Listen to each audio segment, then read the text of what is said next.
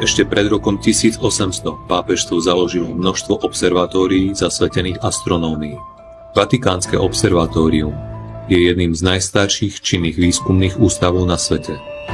Okrem toho, Vatikán má vlastný vesmírny program, ktorý v informovanosti a technologickej vybavenosti ničím nezaostáva za programom NASA.